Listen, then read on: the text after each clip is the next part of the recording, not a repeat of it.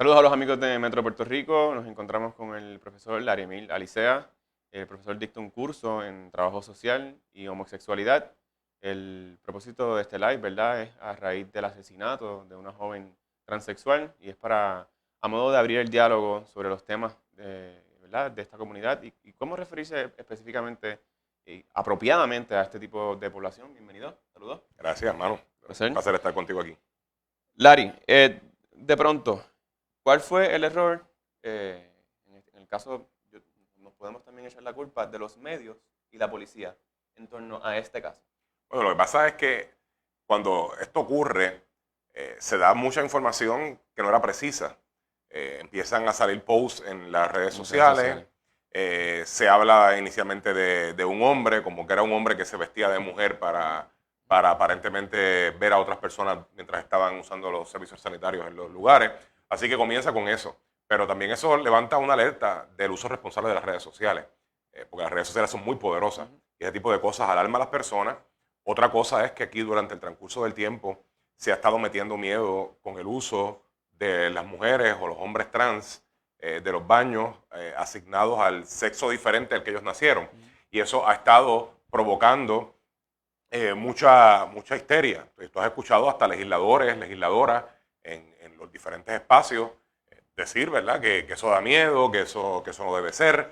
Y entonces vemos que eso va trabajando en la mente de las personas que tal vez no tienen mucha información sobre las personas trans para entonces verlos con miedo, verlos con recelo y criminalizarlos como ocurrió en este asunto. Pero catalogarlo de primera instancia como un hombre vestido de mujer ya conlleva, ¿verdad?, un grado de ignorancia tal vez en cuanto a cómo referirse a ella. Claro, lo que sucede es que tenemos que ver que las personas trans tienen una identidad de género diferente al sexo asignado al nacer.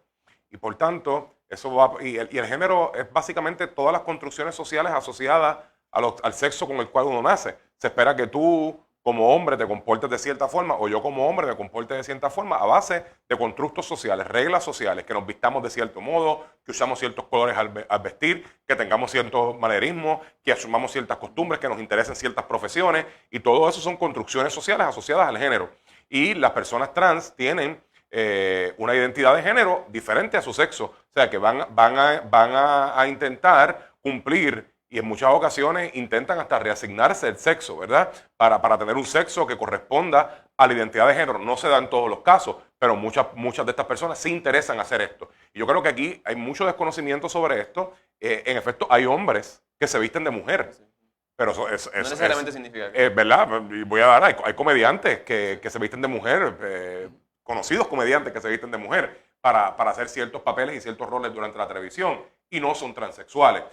Lo que sucede es que, de nuevo, aquí hay un desconocimiento de la gente trans e inclusive dentro de las mismas comunidades LGBT, la gente trans ha sido sujeta y víctima de discriminación. Y yo creo que esto es un asunto que se tiene que discutir porque precisamente son asuntos que los prejuicios vienen por falta de información, los prejuicios vienen por información incompleta, los prejuicios vienen por historia distorsionada.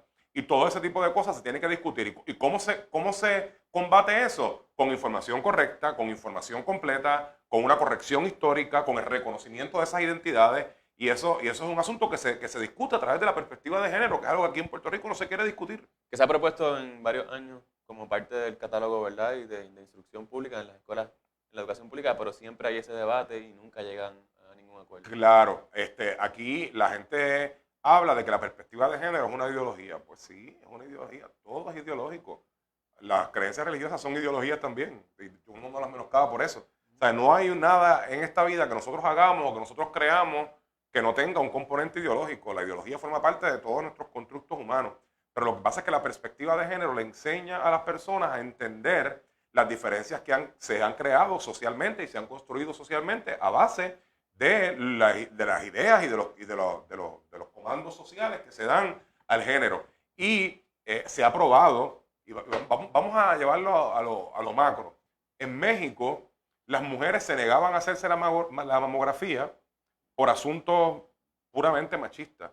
Pues se trabajó una política de género, de educación a las mujeres con perspectiva de género, para que se hicieran la mamografía, para aclarar que esto era un asunto de salud, que esto no era un asunto sexual exclusivamente, y la incidencia Detección de cáncer. de detección no, de cáncer de seno en etapas Cáncer de tempranas, para que se pudiera trabajar y se evitara la mortalidad, aumentó significativamente y disminuyó la mortandad por cáncer de seno en México de manera dramática, ¿sabes? Hay un montón de situaciones sociales que son injustas para las mujeres, para las personas diversas sexualmente, basadas en esos constructos sociales asociados al género. Y la perspectiva de género lo que invita es a discutir eso, a ponderando en las políticas sociales, a conceptuar los currículos de educación a base de eso. E inclusive, yo creo que también a nivel de los medios de comunicación hace falta la perspectiva de género. Es la discusión de cómo los titulares, de cómo la cobertura de las noticias, todo ese tipo de cosas impacta de forma diferente a las mujeres, a los hombres y a las personas diversas. De los titulares que viste o de las discusiones que surgieron en la radio a raíz de este tema, ¿nos puedes refrescar o nos puedes recordar lo incorrecto que estuvo, lo que escuchaste, y cuál es la forma correcta de decirlo? Bueno, lo que sucede es que, fíjate, esto nosotros lo identificamos como una mujer. Alexa es una mujer, se percibe, se identifica como una mujer.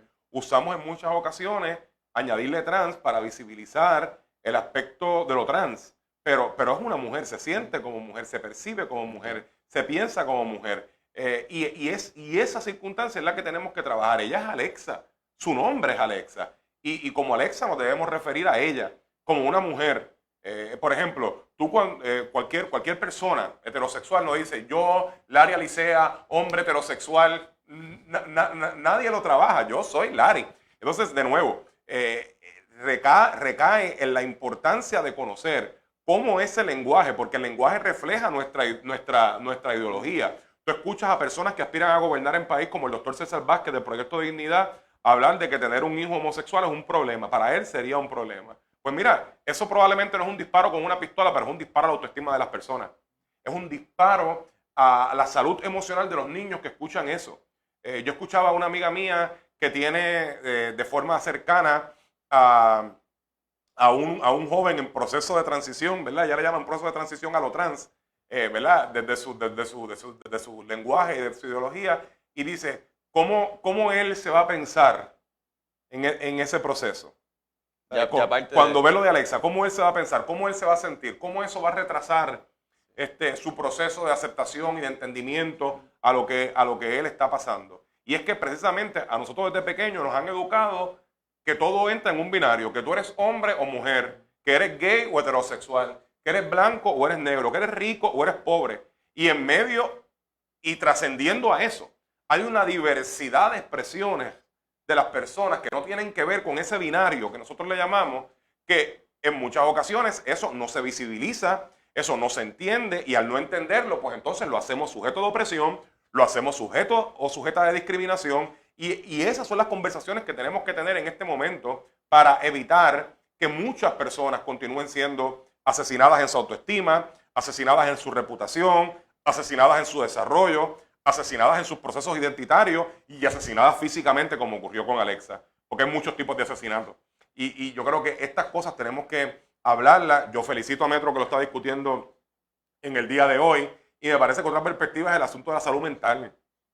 Sí, la salud mental en este país. El asesinato, o claro, lo que se puede catalogar como el asesinato, fue filmado y fue difundido a través de las redes sociales, también deja mucho que decir de la sociedad. Claro, Desde el punto de vista del trabajo social, ¿cómo se puede tratar esto? Sí, aquí hay dos perspectivas. La perspectiva de las personas que incurren en esto, basado, mira, la mayor parte de las violencias que nosotros vemos a nivel micro, como esta, que asesinaron a Alexa, o como ocurre con las mujeres en los casos de violencia de género, o como las que ocurren en los abusos sexuales, ocurren a nivel micro, en las relaciones interpersonales, pero esas relaciones están enraizadas en la estructura social, porque cuando tú ves que un hombre se siente con la potestad de tomar la vida de una mujer o de agredirla sexualmente, ahí entra un constructo social que se llama el patriarcado y su enfermedad que se llama el machismo.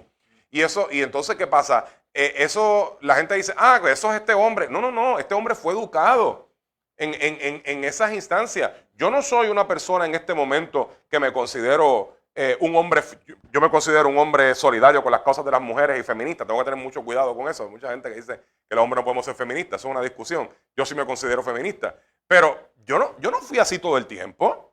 Yo nací contaminado con el machismo. Yo nací contaminado con la heteronormatividad. O sea, ¿y qué sucede? en los procesos de educación, en los procesos de contacto social, me fui educando y fui transformando mi forma de ser. Y eso es lo que busca la perspectiva de género. ¿Sabe? Estos jóvenes que usted escucha lo que estaban diciendo, ahí hay odio, ahí hay homofobia, ahí hay discrimen, y eso es una dinámica del problema de salud mental. Pero la otra dinámica, si hubiéramos identificado y le hubiéramos prestado los servicios de salud mental que Alexa necesitaba, Alexa hubiera muerto.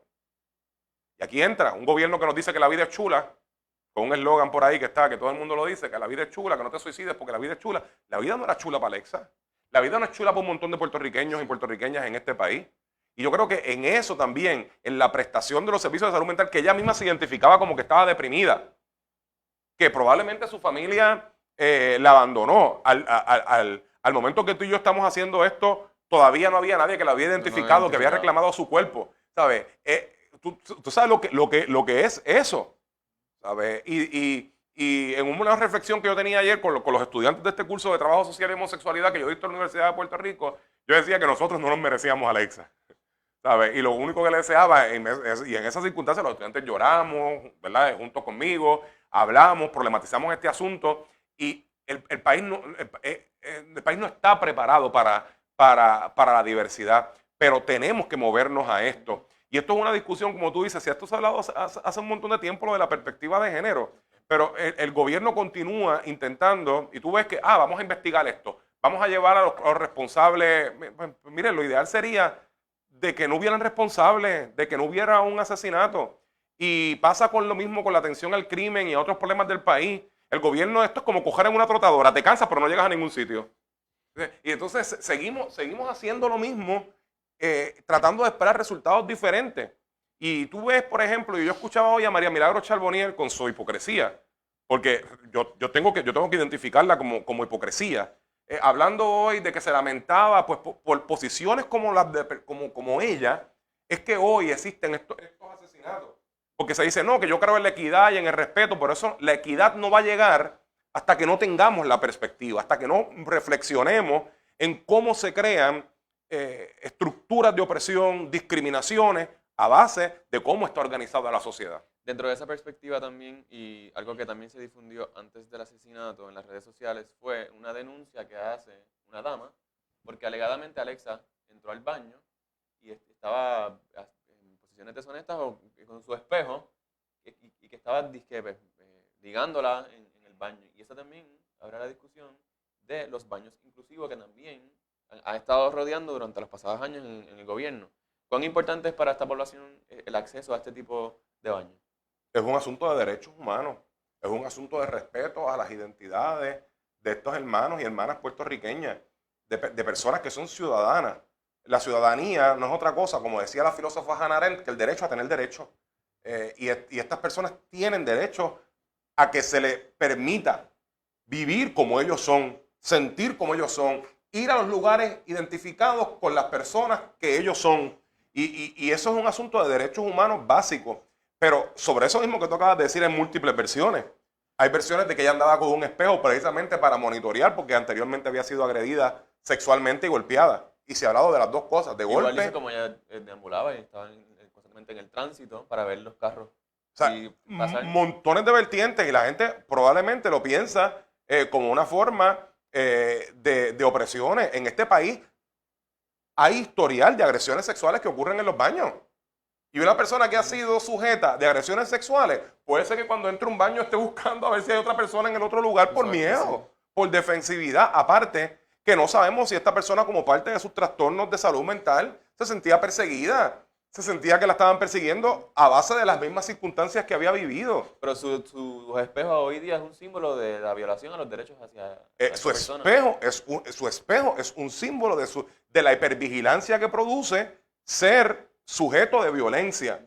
Hay una filósofa que es Iris Marion Young, que estudia las 5 fases de la opresión, y una de las frases es la violencia. Y ella dice que el hecho de pertenecer a cierto grupo te hace tarjeta de violencia, te hace foco de violencia. Y nosotros tenemos que ver que aquí mujeres, niños en su condición de indefensión y niñas en su condición de indefensión, personas diversas sexualmente, personas por no ser blancas, personas por no ser puertorriqueñas, son sujetas y tarjetas de opresión. Y nosotros tenemos que estar identificando, porque esas opresiones se generan a base, la opresión no es otra cosa que una suma de prejuicio más poder. Tener prejuicio contra un grupo poblacional y tener el poder para ejecutar esa acción que le va a violentar esos derechos o que va a oprimir a ese grupo poblacional. Pero estas discusiones tienen que darse. Y a mí me encanta que podamos estar hablando de esto, porque esto no se habla en las escuelas, esto no se habla en las legislaturas, y tú vas a ver que lejos de los tweets de los políticos, no va a haber una política pública dirigida a atender esta situación de manera correcta. Esto claramente fue un crimen de odio. Esto claramente fue un crimen en el cual se violentaron los derechos y se tomó la vida de esta mujer a base de una serie de estereotipos, de prejuicios, de información falsa que se tenía en contra de las personas trans. Y yo creo que todo aquel que compartió esto sin contexto, mira, hay veces que yo veo algo que me molesta en Facebook, pero yo no conozco a la persona que lo comparte. Yo no conozco la certeza de esa fuente, inclusive a veces fuentes confiables se han equivocado en dar noticias. Y yo no lo comparto así hasta que yo no esté seguro de que esa información está corroborada, de que esa información es cierta. Y yo creo que de cierta manera u otra, todas aquellas personas que compartieron estos primeros posts que se hicieron sobre Alexa forman parte del espectro opresivo. Y si tú dices, no se puede hacer nada, pues tú también eres responsable. Todas, incluyéndome a mí, somos responsables de lo que pasó con Alexa y de la muerte de Alexa. Ahora, lo importante es que nosotros ahora tomemos esta oportunidad como un proceso reflexivo y que esta reflexión produzca acciones concretas, porque nosotros en Puerto Rico usualmente llegamos hasta la indignación, pero pocas veces convertimos en acción esos procesos de indignación que tenemos. Para convertir esto en acción, ¿verdad? Desde el punto de vista de las familias en los hogares, mientras el gobierno se discute qué hacer en las escuelas, qué los padres pueden hacer en sus hogares, qué las familias pueden dialogar entre sí, ¿verdad? Entre sus hijos. Que tal vez podamos comenzar para establecer el término, la diferencia entre transgénero y transexual. Claro, es hablar y es educar a nuestros hijos y a nuestras hijas. Hay una filósofa que a mí me encanta, se llama Toril Moy, que dice que lo ideal sería un mundo sin género. Yo coincido, pero me parece en estos momentos utópico. Pero tenemos que comenzar a hablar con nuestros niños y con nuestras niñas. Enseñarles que la diferencia no es sinónimo de debilidad, que la diferencia no es sinónimo de maldad. Y yo creo que eso es importante. Inclusive no tenemos ni que hablar, para empezar, no tenemos ni que hablar de género, para empezar a hablar de la diferencia. Y luego comenzar a decir que los niños y las niñas son diferentes en su físico, pero es una diferencia que no es una base para un trato diferente, que no es una base para discrimen, que no es una base para burlarse. Y asimismo, con la gente que no cumple con las expectativas físicas de lo que es la belleza. Y asimismo, con las personas que no tienen el ideal estandarizado de belleza que puede representar un pelo o cierta complexión física. Y yo creo que esas discusiones se tienen que dar, pero no podemos tener miedo de hablar a nuestros hijos de sexualidad y de diversidad sexual, porque esto es inevitable. Y si tú no se lo enseñas en la casa, el niño lo va a adquirir de forma equivocada. Y una de las primeras cosas es los padres tienen que empezar a educarse. ¿Cuántos de los padres aquí saben la diferencia de lo que es una persona trans, de lo que es una identidad de género, de lo que es una persona, de lo que es ser cisgénero, de lo que es ser pansexual? Esas cosas hay que dialogarlas. Porque tenemos tiempo para dialogarlas y me gustaría que las establezca en cuestión de enriquecer el vocabulario de las personas que están viendo este live. Claro. Personas cis, identidad de género, transexual, transgénero. Sí, una persona cisgénero es una persona que se identifica con el sexo asignado al nacer y con la identidad de género de su sexo asignado al nacer. Una persona pansexual es una persona que a nivel de atracción sexual no se fija necesariamente en los constructos de género, sino y a veces le hablamos de fluidez, en ese tipo de cosas, pero tenemos que comenzar a dialogar sobre eso. Por ejemplo, yo en mi curso de trabajo social y homosexualidad lo que hicimos fue en las primeras clases identificamos 26 términos que eran importantes que nosotros los problematizáramos y cada uno de los estudiantes lo trabajó en una infográfica con fotografías, con películas que abordan el tema, ¿sabes? Y es una manera de educarse sobre la sexualidad. También creemos que transexual y transgénero es lo mismo. Transgénero es cualquier transgresión que existe a las normas de género. Y un transexual sí es un transgénero, pero no todos los transgéneros son transexuales. Entonces, ese tipo de cosas... Apúntame un poquito más en esa definición. Claro. Porque creo que no está claro. El transgénero, acuérdate que de nuevo, género son las construcciones sociales asociadas al sexo con el cual tú naces, ¿verdad? Si naciste masculino, femenino, hombre o mujer. ¿Qué sucede? Tan pronto tú trasciendes las reglas que están asignadas socialmente a tu género, tú pudieses considerarte un transgénero. Y por ejemplo, aquí cuando los hombres, empezó la moda de que los hombres se afeitaban las piernas hace unos años atrás, eso era una transgresión al género, porque los hombres no se afeitaban las piernas. ¿Ves? Ahora es cotidiano. Claro, ahora es cotidiano. El hecho de sacarse la ceja. Yo me acuerdo la primera vez que yo le hablé a mi mamá de sacarme la ceja, que mi mamá por poco le daba un ataque cardíaco, ¿verdad? Y eso transgredía la norma, la norma del género. El transvestismo es una transgresión al género también. Porque estás haciendo, por ejemplo, no hacer las cosas que están destinadas a tu género socialmente es transgénero. Y de nuevo, lo transexual transgrede, ¿verdad?, las normas que nosotros tenemos de género, pero de nuevo, no todas las personas no todos los transgéneros son transexuales. Y de nuevo, son discusiones que se tienen que tener. Tenemos que comenzar a buscar estos términos. Una mujer lesbiana, un hombre o una mujer bisexual, un hombre gay, un hombre trans, nosotros, una mujer trans, tenemos que comenzar a dialogar y a conocer estos términos porque precisamente nos ayuda a referirnos adecuadamente, a no ofender a las personas. Y en muchas ocasiones usted tiene dudas, usted lo que tiene que decir es cómo te gusta que te llamen. Es tan sencillo como eso. ¿Cómo te sientes cómoda con que yo te llame, con que yo te diga? Y yo creo que en esas conversaciones se le va la vida a Puerto Rico. ¿Por qué? Porque aspiramos a ser un país con equidad. Aspiramos a ser un país libre de estas opresiones y de estas cosas que se enraizan en la estructura social para que podamos realmente ser felices y que tú puedas ser feliz como tú eres, que yo pueda ser feliz como yo soy y que las personas que nos ven puedan ser felices como son.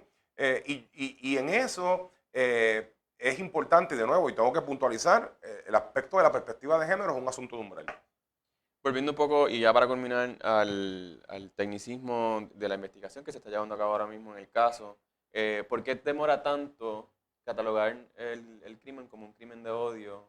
No sé qué elementos debe Te lo voy a decir fácil, por la homofobia y la transfobia institucional, porque es homofobia y transfobia, porque otros casos que han ocurrido de personas homosexuales o de mujeres lesbianas o de personas trans en Puerto Rico, muchos de ellos no han sido identificados como crímenes de odio.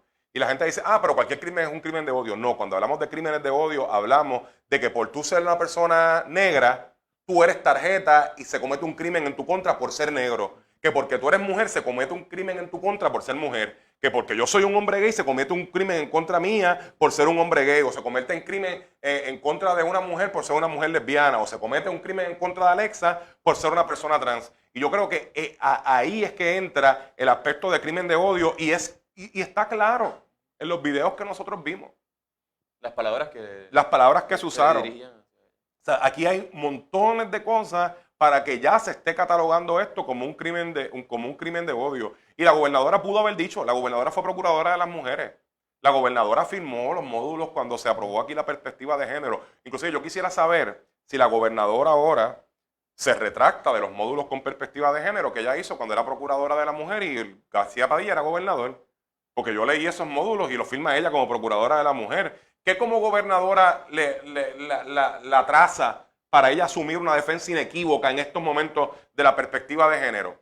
¿Qué la traza para decir, no, el primer ángulo aquí que se va a investigar es el ángulo de crimen de odio, porque todo nos lleva a pensar que esto es un crimen de odio? En vez de decir, no se va a descartar ninguna... ¿sabes? Y aquí de nuevo los políticos nos llevan en esa ambigüedad del lenguaje y a las cosas hay que llamarlas como son. Y de nuevo, aquí lo que debemos aspirar es a un país justo, a un país donde tú puedas vivir y creer lo que tú quieras y que yo pueda vivir y creer lo que yo quiera. E inclusive, aunque yo no crea en eso que tú crees y aunque yo no viva eso que tú vives, yo pueda celebrarlo. No creyéndolo, celebrarlo. Porque de eso se trata la vida, de la diversidad. Y tenemos que comenzar a mover estos constructos y tenemos que comenzar a enfrentar de forma visceral a las personas que por cualquier tipo de creencia o por cualquier tipo de ganancia política, religiosa, están impidiendo que los avances que existen en el mundo para que la equidad progrese se den en Puerto Rico. Como pasado presidente del Colegio de Trabajadores Sociales, me imagino que desde la perspectiva de ustedes tienen un reto mayor, ¿verdad? Ante cómo se encuentra la sociedad ahora mismo. No sé si quiere hacerle un llamado tanto a los trabajadores sociales como a los policías que día a día trabajan con este tema. Claro, yo voy a hacer eco. Cuando yo era presidente del Colegio de Trabajadores, de Profesionales del Trabajo Social, porque tenemos un nombre inclusivo, cuando yo era presidente del Colegio de Profesionales de Trabajo Social, se eliminó la perspectiva de género en las escuelas. Yo recuerdo, yo fui a una entrevista a un programa y me preguntaron, ¿qué usted le va a aconsejar a los trabajadores sociales? Y yo dije, que por poco el asesor de comunicaciones mío falta en ese momento, le dije, desobedezcan la ley.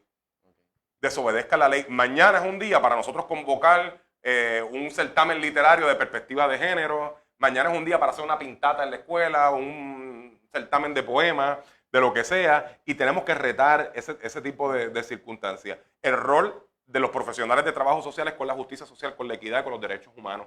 No tenemos otro lugar para estar. Si usted como trabajadora social no cree en esto, usted está equivocada de profesión, y lo puedo decir porque yo no soy presidente del colegio y ya el asesor de comunicaciones no se va a morir, ¿sabe?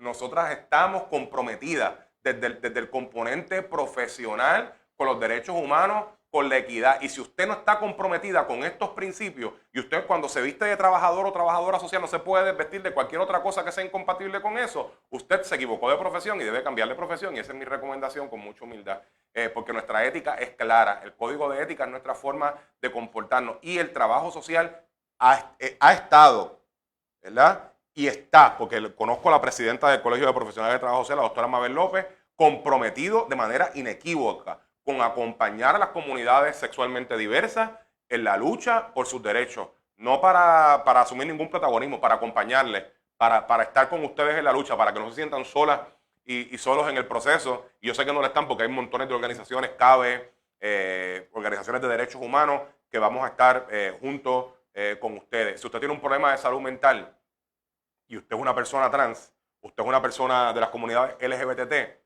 llame al centro comunitario LGBT, busque ayuda, llame al mismo Colegio de Profesionales de Trabajo Social, llame a las líneas de AMSCA, reclame sus derechos. Usted tiene derechos, usted no hay ninguna razón para que usted esté ni en la calle, sin hogar, para que usted esté sin ningún recurso de apoyo. Busque ayuda. Y nosotros, las personas que somos miembros de las comunidades LGBTQ y TT y todas las siglas por ahí, que hasta yo me confundo cuando las digo, los que somos miembros de estas comunidades tenemos una responsabilidad inmensa, óigalo bien, inmensa, en acompañar a los compañeros de nuestra comunidad que probablemente no han tenido los privilegios que tenemos otros, para ayudarlos a vindicar sus derechos, para confrontar las opresiones que se dan dentro de nuestras mismas comunidades y para vivir, para que se pueda realmente vivir una vida digna. Yo creo que eso es lo que estamos buscando para todo el mundo, para la gente heterosexual, para la gente no heterosexual, para todas las comunidades, para las comunidades extranjeras que viven en el país. Es un país justo donde todas y todos podamos tener un proyecto en conjunto, en colectivo, para acompañarnos como país. Ariemil Alicea, muchas gracias. Me robaste las palabras de cierre. Gracias, Te hermano. agradezco, ¿verdad?, el llamado que hace en Metro, ¿verdad? Nos unimos a las palabras de Lari. Si usted entiende que necesita ayuda, busque ayuda. Existen varios centros que ayuden, ¿verdad?, a la depresión, a sentirse, ¿verdad?, parte de esta sociedad que llamamos Puerto Rico. Mientras tanto, continúe conectado a las redes de Metro Puerto Rico y a nuestra página web metro.pr.